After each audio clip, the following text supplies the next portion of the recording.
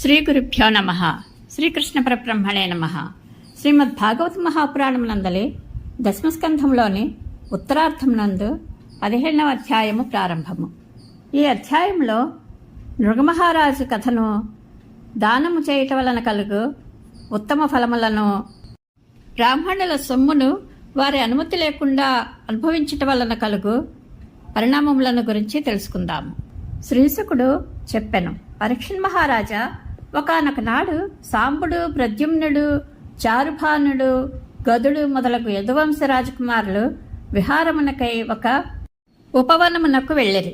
వారు ఆ వనమునందు చాలా ఆటలాడుకొని మిక్కిలి దప్పికొనిరి. జలము కొరకు వెతుకుచు వారు ఒక బావి వద్దకు వెళ్ళిరి. అందులో నీరు లేకుండెను, కానీ అందు వారికి ఒక అద్భుతమైన ప్రాణి కనబడెను. వారికి కనబడిన ఆ సత్వము ఒక ఊసర వెళ్ళి పర్వత ప్రమాణంలోనున్న ఆ తొండను చూచి వారు మిగిలిన ఆశ్చర్యపడిరి. పిదప దానిపై దయతలచి వారు దానిని బయటికి తీయటకు యత్నించిరి. ప్రద్యుమ్నాది ఆ రాజకుమారులు బావిలో పడి ఉన్న ఆ ఊసరవెల్లిని చర్మముతోనూ దారములతోడను నిర్మితములైన తాళ్లతో బంధించి బయటికి తీయుటకు ప్రయత్నించి విఫలులైరి. పిమ్మట వారు ఆశ్చర్యకరమైన ఆ ఊసరవెల్లి వృత్తాంతమును శ్రీకృష్ణునకు ఉత్సుకతతో తెలిపిరి. సర్వజ్ఞుడైన కృష్ణ పరమాత్మ వెంటనే అచటికి వచ్చి ఆ ఊసరవెల్లిని చూచెను. అనంతరము ఆ స్వామి దానిని తన ఎడమ చేతితో అవలీలగా బయటికి తీసెను. ఉత్తమ శ్లోకుడైన శ్రీకృష్ణుని యొక్క దివ్య కరస్పర్శతో వెంటనే దాని ఊసరవెల్లి రూపము తొలగిపోయెను. పిదప అది స్వర్గవాసి అయిన ఒక దివ్య పురుషుని రూపంలో గోచరించెను. అతని శరీరము పుటం పెట్టిన బంగారు వన్నెతో తళుకులించుండెను. అతడు అద్భుతములైన అలంకారములతో, వస్త్రాభరణములతో, హారములతో తేజరిల్లుచుండెను. వాస్తవముగా శ్రీకృష్ణుడు అతని చరిత్రను పూర్తిగా తెలిసి ఉండియో అతడి జనులకును తన కుమారులకును అతని ద్వారానే తద్వృత్తాంతమును చెప్పదలచి ఇట్లు ప్రశ్నించెను. మహాత్మా, నీ రూపము అద్భుతముగానున్నది. నిజముగా నిన్ను ఒక దివ్య పురుషునిగా భావించుచున్నాను. ఇంతకును నీవు ఎవరు? దివ్యమూర్తి, నీకు ఏ కారణముగా ఈ ఊసరవెల్లి రూపము ప్రాప్తించినది? ఈ రూపము నీకు ఏమాత్రమూ తగదు. నీ వృత్తాంతమును తెలుసుకొనుటకు మేము కుతూహలపడుచున్నాము. యుక్తముగా భావించినచో నీ ఉదంతమును పూర్తిగా తెలుపము. శ్రీశుకుడు నుడివెను.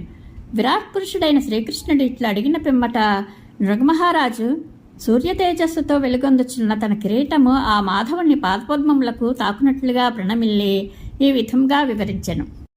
ప్రభు, నేను నృగుడు అని పేరుగల ఒక మహారాజును, ఇక్ష్వాకుని తనయుడను. దానశీల పేర్లలో నా పేరు కూడా నీకు వినబడి ఉండవచ్చును. జగన్నాథ, సకల ప్రాణుల హృదయములలో అంతర్యామిగా ఉండి తద్వృత్తులకు సాక్షివైన నీకు తెలియనిది ఏమి ఉన్నది? భూత భవిష్యత్ వర్తమాన కాలములలో ఏ విషయమూ కూడా నీ దృష్టి నుండి తప్పించుకొనలేదు. అయినను నీ ఆజ్ఞను తలదాల్చి నా వృత్తాంతమును వివరింతును. దేవా, ఈ భూతలమునందు ఎన్ని ఇసుకరేణువులు గలవో, ఆకాశమున ఎన్ని నక్షత్రములు గలవో, వర్షం పడినప్పుడు ఎన్ని జలధారలు ఉండునో అన్ని గోవులను నేను దానం చేసి ఉంటిని. ప్రభు, నేను దానం చేసిన ఆవులన్నీను లేగదూడలతో కూడి ఉన్న పాడి ఆవులు, యవ్వనదశలో ఉన్నట్టివి, సాధు స్వభావం గలవి, చూడముచ్చట గొల్పునట్టివి, ఎట్టి దోషములను లేనివి. ఆ కపిలధేనువుల కొమ్ములు బంగారు తొడుగులతో మెరయిచుండును. వాటిని అన్నింటినీ న్యాయముగా సమకూర్చుకొంటిని. వాటి గిట్టలు వెండి తొడుగులతో తలుకులించుండును. అవి అన్నీను మేలైన పట్టు వస్త్రములతో, పూలమాలలతో, ఆభరణములతో అలంకరింపబడి ఉండును. అట్టి గోవులను అన్నింటినీ బ్రాహ్మణ శ్రేష్ఠులైన యువకులకు దానము చేసి వారినందరినీ నూతన వస్త్రాభరణములతో అలంకరించి తిని. వారు సద్గుణవంతులు, సౌశల్య సంపన్నులు. వారు పేద కుటుంబములకు చెందినవారు, వ్రతనిష్ఠాపరులు, తపశ్చర్యానిరతులు, వేద పండితులు, శిష్యులకు విద్యాదానములను చేయటంలో ప్రముఖులు. స్వామి, గోవులనే కాక పంట భూములను, మేలిమి బంగారములను, చక్కని గృహములను, మేలుజాతి అశ్వములను, గజములను, దాసీలతో సహా కన్యలను, నువ్వులను, వెండిని, తల్పములను, నూతన వస్త్రములను, రత్నములను, గృహోపకరణములను, రథములను పాత్రులైన వారికి దానము చేసి తిని. అంతేగాక పెక్కు యజ్ఞములను ఆచరించి తిని. బావులు, చెరువులు మొదలగు వాటిని నిర్మింపజేసి తిని. మహానుభావ, ఒక బ్రాహ్మణోత్తముని గోవు ఆయన నుండి తప్పించుకుని నా ఆవుల మందలో చేరినది. ఆ విషయం తెలియక దానిని నేను మరి యొక్క బ్రాహ్మణునకు దానం చేసితిని. ఆ గోవును దానముగా పుచ్చుకొనిన బ్రాహ్మణుడు దానిని తన ఇంటికి తీసుకుని పోవచ్చుండెను. దారి మధ్యలో ఆ గోవు యొక్క యజమాని అయిన ద్విజుడు, ఇది నా ఆవు, దీనిని నీవు ఎట్లు తీసుకుని పోవచ్చుంటివి అని అడిగాను. అప్పుడు దానము పుచ్చుకొనిన బ్రాహ్మణుడు, ఇది నాది, నృగమహారాజు దీనిని నాకు దానం చేసెను అని ప్రత్యుత్తరం ఇచ్చెను. కొంత వాదోపవాదములు జరిగిన పిమ్మట ఆ ఇరువురును నా వద్దకు వచ్చి తమ పంతములను నెగ్గించుకొనుటకై తమ వాదములను వినిపించిరి. ఒక బ్రాహ్మణుడు, మహారాజా, ఇప్పుడే ఈ గోవును నీవు నాకు దానం చేసేదివి, దీనిని నేను నా ఇంటికి తోలుకుని పోవచ్చుంటిని అనెను. అంతటా రెండవ బ్రాహ్మణుడు, రాజా, అట్లయినచో నీవు నా ఆవును దొంగిలించితివి అని పలికెను. వారి మాటలను విన్నంతనే నేను దిగ్భ్రమకు లోనైతిని. ధర్మ సంకటంలో పడిన నేను ఆ ఇరువురు విప్రులను అనునయించుచు వారితో ఇట్లంటిని, బ్రాహ్మణోత్తములారా, ఈ గోవులకు బదులుగా మీకు ఒక్కొక్కరికి శ్రేష్టమైన 1,00,000 గోవులను ఇచ్చెదను. తెలియక అపరాధము చేసిన ఈ సేవకుని అనుగ్రహింపుడు. ఘోరమైన నరకము పాలు కాకుండా ఈ సంకటము నుండి నన్ను గట్టెక్కించుడు. అంతటా ఆ గోవు యజమాని, మహారాజా, నాకు ఇదియే కావలేను, దీనికి మారుగా ఏమిచ్చినను పుచ్చుకొనను అని పలికి అచ్చటి నుండి వెళ్ళిపోయాను. ఆ రెండవ బ్రాహ్మణుడు, రాజా, 1,00,000 గోవులనే కాదు, ఇంకను 10,000 గోవులను అదరముగా ఇచ్చినను నాకు అక్కర్లేదు, నాకును ఈ గోవే కావాలను అని నుడివి వెళ్ళిపోయాను. దేవదేవ, జగదీశ్వర, కృష్ణ, అంతట నా ఆయువు ముగిసిన పిమ్మట యమకింకరులు వచ్చి నన్ను యమలోకమునకు తీసుకుని వెళ్ళరి. అచ్చట యమధర్మరాజు నన్ను ఇట్లా అడిగాను, నృగమహారాజా, మొదట నీవు పాపకర్మ ఫలమును అనుభవించదవా లేక పుణ్యకర్మ ఫలితమునా? నీవు చేసిన అంతులేని దానములకు ఫలితముగా నీకు దివ్యలోకము ప్రాప్తించును అనెను. అప్పుడు నేను, దేవా, మొట్టమొదట నా పాపకర్మ ఫలమునే అనుభవించదను అంటిని.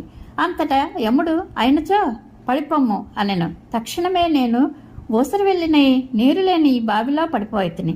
కేశవ, నేను బ్రాహ్మణులకు సేవకుడను, దాతను, నీ దాసుడను, నీ సందర్శనార్థినై ఇచటినే పడియుంటిని. ఇంతవరకును నీ కృపచే నా పూర్వజన్మ స్మృతి తొలగిపోలేదు.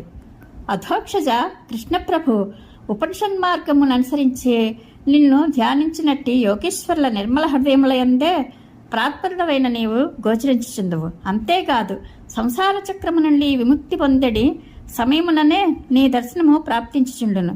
నేనైతే పెద్ద ఆపదచే అధిక దుఃఖముతో వివేకమును కోల్పోయి అంధకార కూపమున పడి ఉన్నాను. అట్టి నా యొక్క కన్నులకు ఎట్లు గోచరుడవైతివి? దేవదేవ, జగన్నాథ, గోవింద, పురుషోత్తమ, నారాయణ, హృషికేశ, పుణ్యశ్లోక, అచ్యుత, అవ్యయ, కృష్ణప్రభు, దేవలోకములకు వెళ్ళుటకు నన్ను అనుమతింపుము. అక్కడ కూడా సర్వదా నీ చరణకమలముల యందే నా చిత్తము నిలిచినట్లు దయచూడుము. నీవు సమస్త కార్యకారణ రూపములలో విరాజమానుడవు అగుచుందువు. నీవు అనంత శక్తిమంతుడవైన పరబ్రహ్మవు. నీవు సచ్చిదానంద స్వరూపుడవు, సర్వాంతర్యామివి, మహాయోగేశ్వరుడవు. నీకు పదే పదే నమస్కరించుచున్నాను. నృగమహారాజు ఈ విధముగా శ్రీకృష్ణుని ప్రస్తుతించి ఆ ప్రభువు యొక్క పాదములకు సాష్టాంగముగా ప్రణమిల్లెను. పిదప ఆ స్వామి అనుమతిని పొంది విమానమును అధిరోహించి జనులు ఎల్లరూ చూచుచుండగా దివమునకు చేరెను. దేవకీసుతుడైన కృష్ణ భగవానుడు ధర్మాత్ముడు, బ్రాహ్మణుల ఎడ ఆదరాభిమానములు గలవాడు. నృగమహారాజు వెళ్ళిపోయిన పిదప ఆ స్వామి అచ్చటగల రాజన్యులకును పరిజనులకును ధర్మసూక్ష్మములను బోధించుచు ఇట్లు వివరించెను.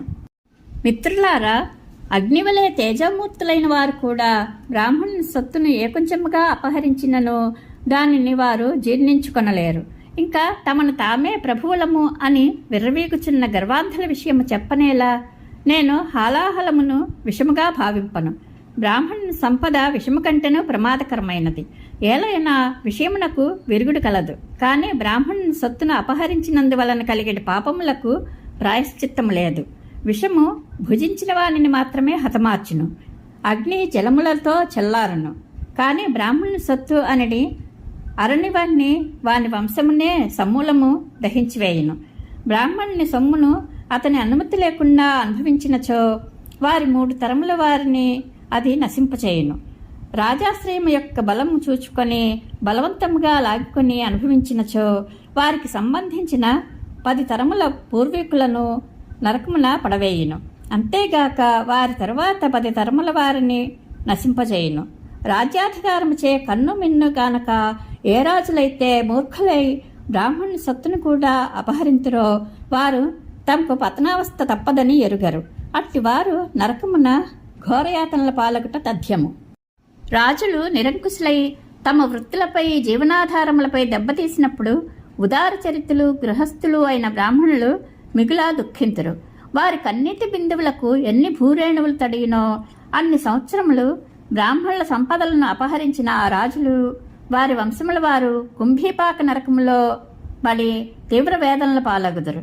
బ్రాహ్మణులకు తాము గాని ఇతరులు గాని ఇచ్చిన భూములను లేక ఆ భూముల ద్వారా సమకూరిన ధనధాన్యాధికములను ఎవ్వరునూ హరింపరాదు.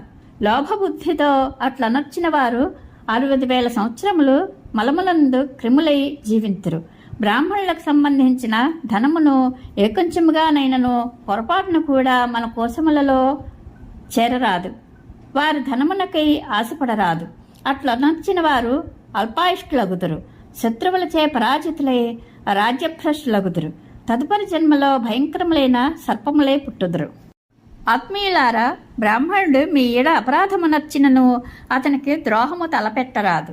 అతడు కొట్టినను తిట్టినను శపించినను అతనికి నిత్యము నమస్కరించుటయే యుక్తము. నేను సర్వదా బ్రాహ్మణులకు వినమ్రతతో నమస్కరించుచుందును. మీరును నా వలనే సవినీయముగా వారికి ప్రణమిల్లుచుండు. అట్లనర్పని వారిని నేను క్షమింపను, దండింతును. నృగమహారాజునకు తెలియకుండగానే బ్రాహ్మణుని గోవు ఆయన యొక్క ఆవుల మందలో చేరెను. అందులకు అతడు తీవ్రమైన వేదనలకు గురి అయ్యను. కనుక తెలిసి గాని తెలియక గాని భూశ్రోత్తముని సొత్తును అనుభవించినవాడు పతనమై దుఃఖముల పాలగును. సకల లోకములను పవిత్రమనర్చినట్టి కృష్ణ పరమాత్మ ద్వారకావాసులకు ఇట్లు ఉపదేశమనర్చిన పిమ్మట తన మందిరమునకు చేరెను. ఇది శ్రీమద్భాగవత మహాపురాణమునందలి దశమస్కంధములోని ఉత్తరార్థమునందు 15వ అధ్యాయము సంపూర్ణము. శ్రీకృష్ణానుగ్రహ ప్రాప్తిరస్తు. శుభం భూయాత్.